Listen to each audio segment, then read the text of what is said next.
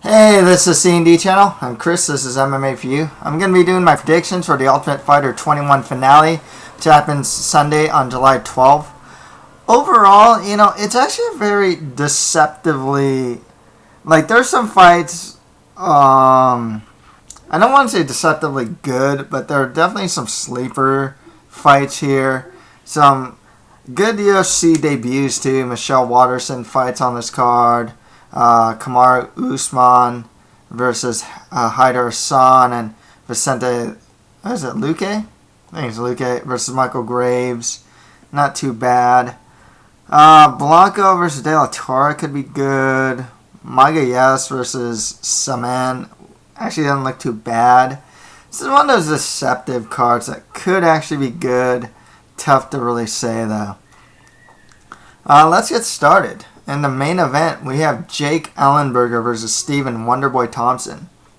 Ellenberger has a 30-9 record, 18 wins by KO or TKO, 6 wins by sub. He also has 2 losses by KO or TKO, 2 losses by sub. 30 years old. He's only won 1 of his last 4 fights. That was against Kozchek. His stand-up is good. He has some really strong knees as well, especially from the clinch and whatnot. He's really heavy-handed. His wrestling's strong. His takedown defense is good. His cardio, though, is pretty questionable. The few times I've seen him off of his back, he did not look that good either. Thompson, 10-1 record, 5 wins by KO or TKO, 1 win by sub, 32 years old on a 4-fight win streak. He has a more traditional karate / taekwondo style stand-up. Really good kicks. One thing I noticed about MMA fighters with traditional martial arts backgrounds tend to be very accurate with their strikes too. Whether it's Kung Lee, Machido's like that, Thompson, kind of, to me they always seem like the more accurate strikers. And his grappling, I feel, has been improving, both takedown defense and even offensive takedowns as well. If this fight happened a year ago, I'd go with Ellenberger, but the guy seems to have fallen off, or something. He got the win over Kozchek, but anyone that hits Kozchek's eye is gonna get the win. At his best, even with Ellenberger versus Thompson, Ellenberger he's still a guy that I feel attacks in straight lines, whereas Thompson is more of a guy that would move laterally. So I think that helps Thompson. Power has to go to Ellenberger, but yeah, it just I know he trains out of Glendale these days, Fighting Club. I have a very mixed opinion about that camp. That's where Ronda Rousey trains with Tarverdian and whatnot. Very mixed opinion. It seems like Ellenberger is trying to improve upon his pure boxing. I just don't know if it's working for him. I don't see it. With Thompson, not too sure where he's training at. I won't even go so far as to say he might even be training at TriStar these days. Tough to say though. I honestly forgot where he's training out of. But, he's just someone that's coming up. He has a much more solid game now. Like I said, a more accurate striker. I can actually see Thompson, and this is 5 rounds, I can see Thompson taking this late. I'm going to go with Stephen Thompson by KO or TKO. I just feel that Ellenberger he has 39 fights. Yeah, he's kind of hit a downslope of his career, even though he's 30 years old. It's maybe I read it wrong. It could be, is it 29 or 39? But anyways, it actually still has a lot of fights regardless for someone who's 30. Stephen Wonderboy Thompson by KO or TKO. Next right after that, Hayder Hassan fights Kamaru Usman for the Ultimate Fighter 21 welterweight tournament final. Usman, 5-1 record with all 5 of his wins by KO or TKO. His one loss is by submission. He's 27 years old on a 4-fight win streak, training out of the Black Zillions. He is a finisher. He's never been to decision. It'll be his first fight in the UFC. He is a strong wrestler. He actually has a really good wrestling background. I should have actually wrote that down too. I believe he's training at the Olympic Center or whatever, something like that. Both offensively and defensively, his wrestling is really good. He has good ground and pound. Stand-up's improving. You can actually see. I remember when he fought Michael Graves, I was like, man, he kind of looks like a not as good Anthony Rumble Johnson. Just the way his stance is, the way he places his hands. He'll go for the left hook, right cross a lot of times. He just reminded me of his stand-up. Reminded me of Anthony Rumble Johnson's. He is also, I believe, he's the #1 top prospect in the latest Bloody Elbow welterweight scouting report. Hayder Hassan, 6-1 record, 5 wins by KO TKO, 1 win by decision. 32 years old on a 4-fight win streak, training out of ATT. It's his first fight in the UFC. He's good stand-up. One thing that we actually showed in that Vicente fight in the Ultimate Fighter is that he does use a jab very well, and it sets up his right hand, which makes him pretty heavy-handed. His takedown defense, though, isn't that strong, though. His ability to get back to his feet was pretty good, but his overall takedown defense didn't look that great throughout all of the Ultimate Fighter. This one's interesting because Hayder especially looked really good on the show. Now, the Ultimate Fighter is a weird beast because guys who... There's a lot of X factors that can win fights in the Ultimate Fighter outside of skill. If you have more heart, you're also cutting weight a lot. You don't get to game plan a lot. So, in one sense, it could help a guy like a Hayder Hassan, while other fighters look terrible. How bad did Steve Carl look in the Ultimate Fighter, for example? Michael Graves didn't look that great there either, So that should be really interesting to see what these guys really look like with the full training camp and whatnot. Usman, like I said, top prospect. I've been seeing this guy fight. This guy's wrestling is next level. He is an awesome athlete, too. I gotta go with Kamaru Usman. Hayder Hassan's pretty tough, though. So I'm going to go Usman by decision. I think he can just out-wrestle him. I can actually see him do pretty well in the stand-up, too, actually. And I can't really see him get the finish. So I'll go with, even though all of his finishes are by KO or TKO, Hassan's a tough guy. I mean, that's the other thing. He's got heart for days. But I got to go with Kamaru Usman. I just think, like I said, better wrestler, better athlete, too. So, yeah. So, right after that, Michael Graves fights Vicente Luque. Is it Luque? I think it's Luque. Vicente, 7-4 record with 1 draw, 3 wins by KO TKO, 3 wins by sub. He also has 2 losses by submission. Only 23 years old. Training out of the Black Zillions. It's his first fight in the UFC. Stand-up solid. He will throw in combination sometimes, and sometimes he'll forget to. His overall grappling game is good. Both his takedown defense is really good. His offensive takedown ability isn't too bad either. Michael Graves, 4-0 undefeated record, 3 wins by KO TKO, 1 win by sub, 24 years old, training out of ATT. He's a finisher. He's never been past the second round. It's his first fight in the UFC. This guy, he's someone with... Honestly, it's a good stand-up. He can be a bit unconventional at times. and his grappling's solid as well. I gotta go with Vicente here. I liked what I saw from his game. He's also a guy that seems to have a really good chin. He seems particularly, I don't know if he's like big for the weight class or what, but like he's a guy that looked like he was like taking punches a lot of times. And he'd kind of walk through a lot of his opponent's offense. I can kind of see him do that in this fight. I can see a finish too. I'll go with Vicente Luque by KO or TKO. Not super confident in this pick though. They are guys, that are having their first fight in the UFC. At this point, they're prospects.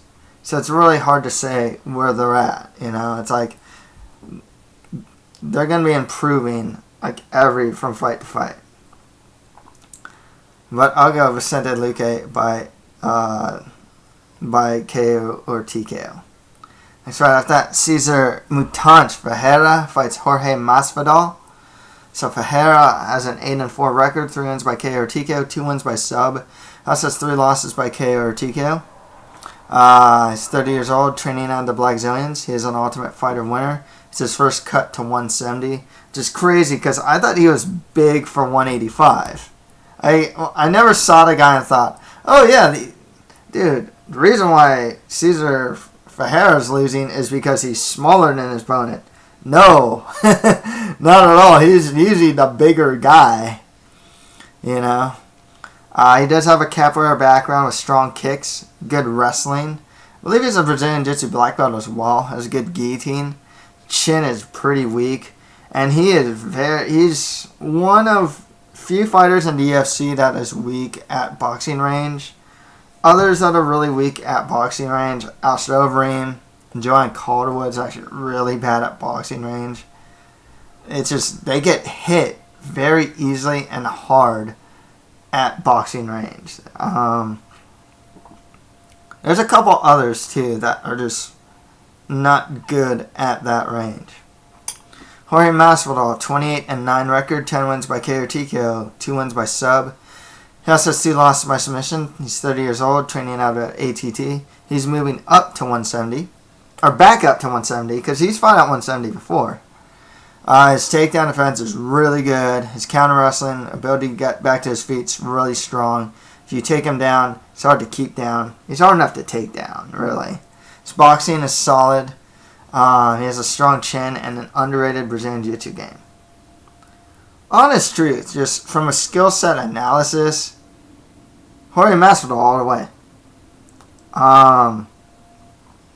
The only thing that's a difference maker in this fight is that Cezar Mutanch is pretty much like a middleweight, and Masvidal didn't look particularly huge as a lightweight. So it's like a middleweight versus a lightweight in one sense. Outside of the size factor, Masvidal all the way. I don't know. He might. You know what? He might be able to keep some power because he's not cutting so much weight.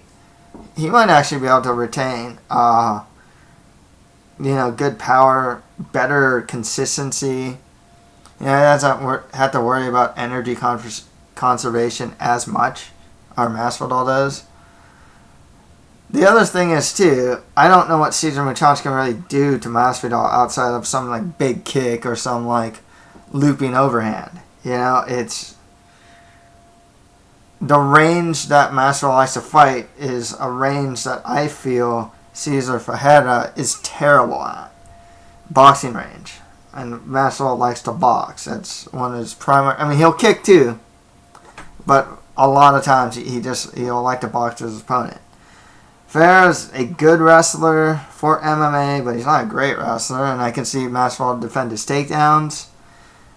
Ferreira's chin isn't very good. Masvidal's chin is great. Jorge Masvidal, KO or TKO.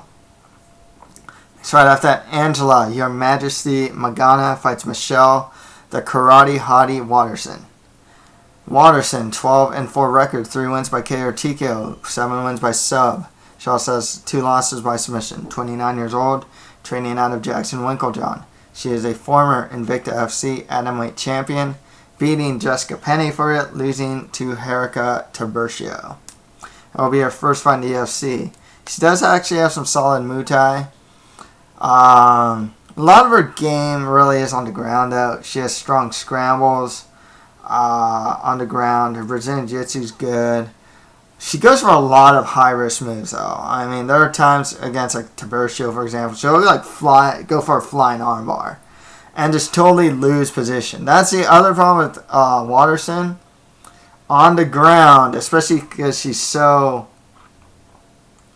submission happy, I guess. Like, she'll go for some high-risk move or something like that. That she just loses positions on the ground a good amount of times. It's not just against Tabercio, too. I believe when her first fight in the UFC, or Invicta FC, excuse me. Was it Shuckman? I think she fought Shuckman. I believe Shuckman actually mounted Waterson at one point. Magana, 11-7 record, 2 wins by KO or TKO, 6 wins by sub. She also has 4 losses by submission. 31 years old on a 3-fight losing streak. At this point of the game, Magana is just kind of average everywhere. Stand-ups, serviceable. Her grappling, it's good. You know, it's not great by any means, but it's good enough, you know. With that said, outside of Waterson just totally losing position and falling into a choke or armbar or something like that, I gotta go with Waterson for the win. She's probably the better athlete. She should have better stand-up. I feel she's stronger on the ground. Doesn't help Magana that she has lost a good amount by submission, even though most of her wins are by submission. So I'm going to go with Michelle Waterson by submission.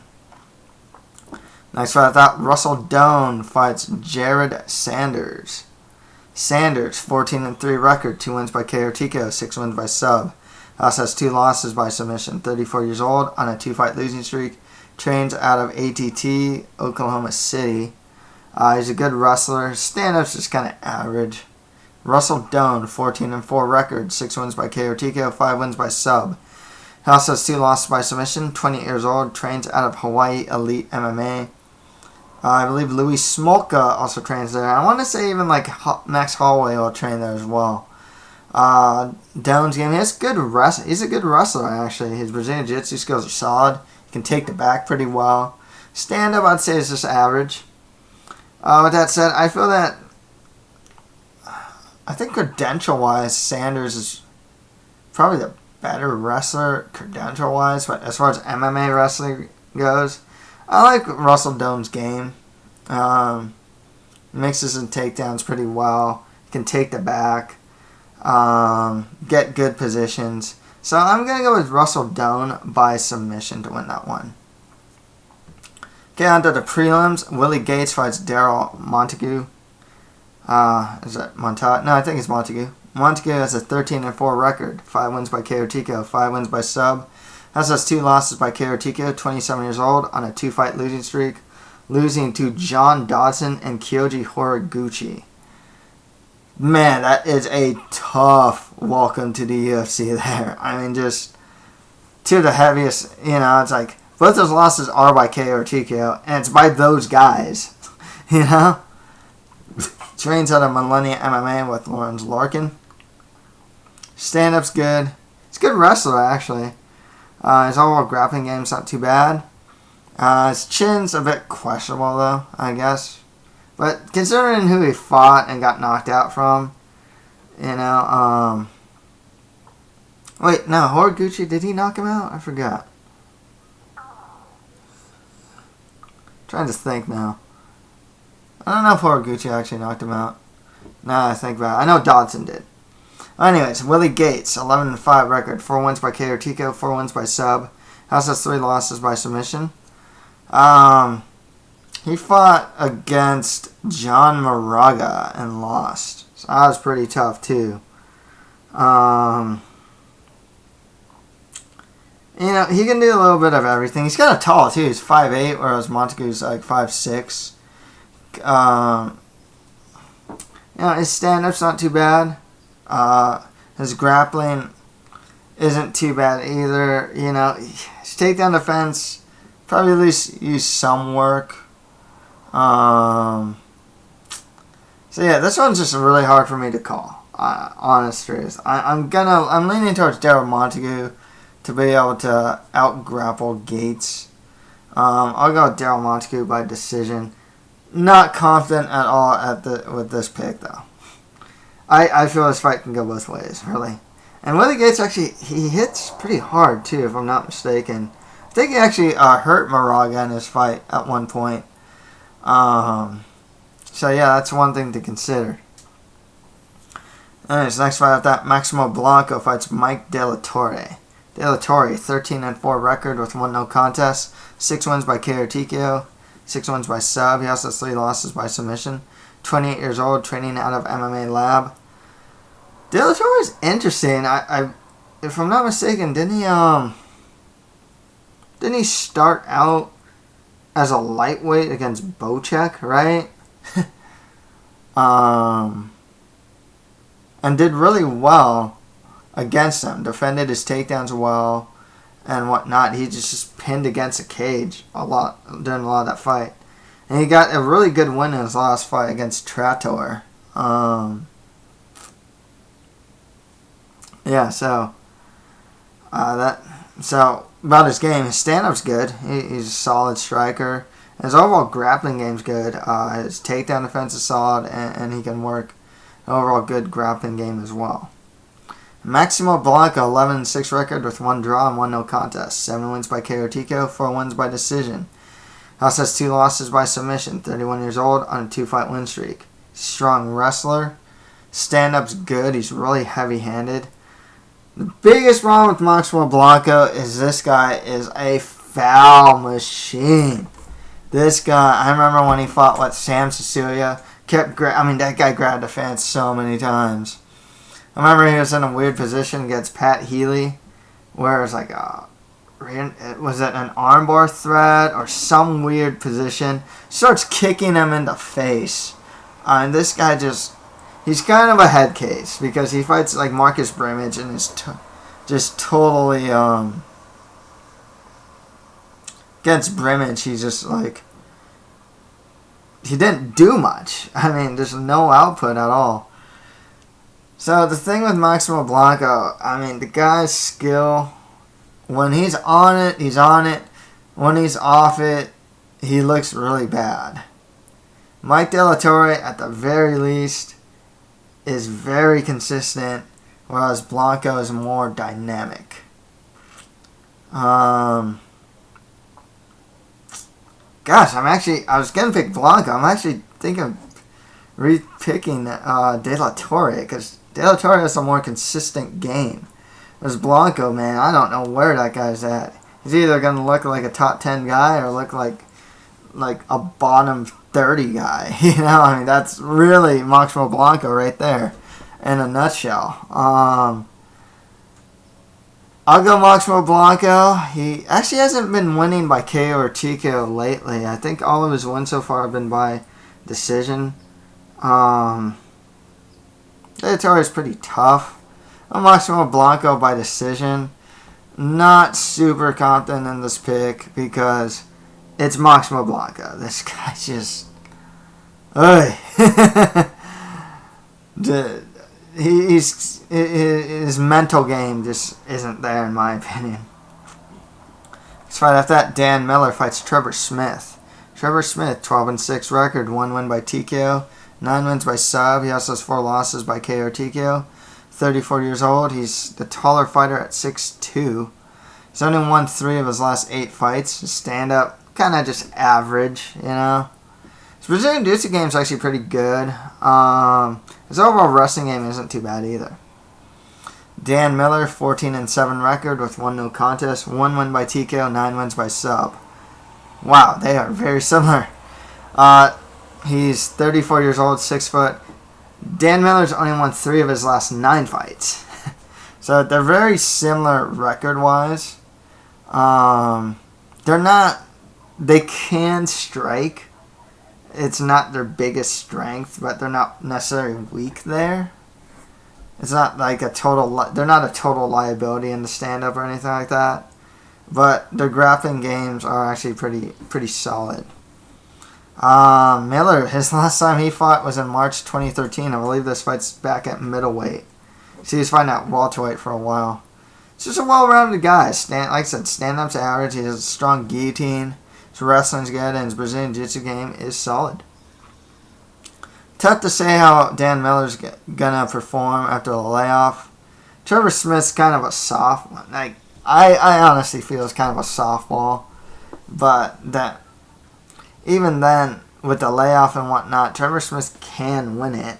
I'm going to go with Dan Miller just to be the more well-rounded guy, mixing his striking with his takedowns.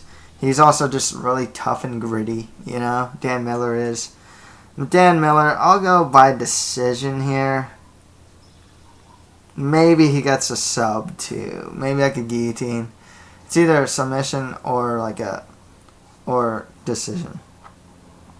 Next right after that, Caio Magalhaes fights Josh Samman.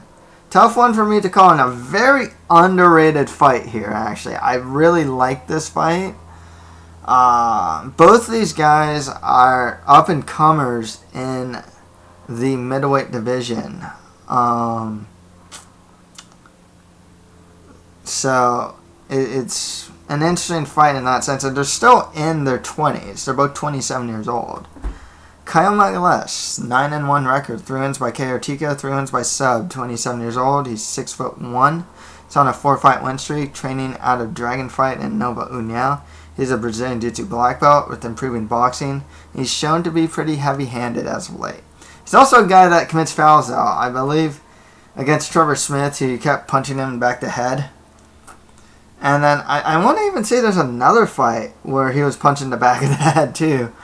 When he had the guy hurt, he started just swarming on him, but during the swarm, he's punching the back of the head. Josh Samman, 11-2 record, 7 wins by KO TKO, 3 wins by sub, 27 years old. He's going to be a taller fighter at 6'3". He's on a 3-fight win streak, training out of MMA Masters. He's a strong wrestler. Stand-up's not too bad either. Knocked out Eddie Chuck Gordon with a head kick. That was crazy head kick. This one's tough to say though, because Josh Samman, I do like his wrestling. He was getting taken down by Eddie Truck Gordon a good amount of times. I was kind of surprising for one thing. Of course, he was coming off that really long layoff in that fight. His stand-up too didn't look that great until the head kick, really. Just looked kind of sloppy. He threw a lot of single kicks. Single kick to the body, and then he switched it to the head, but he wasn't really much of a combination striker.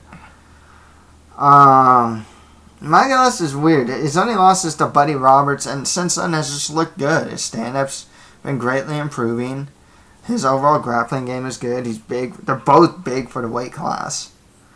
Tough to say. I think Josh Samman is the better athlete.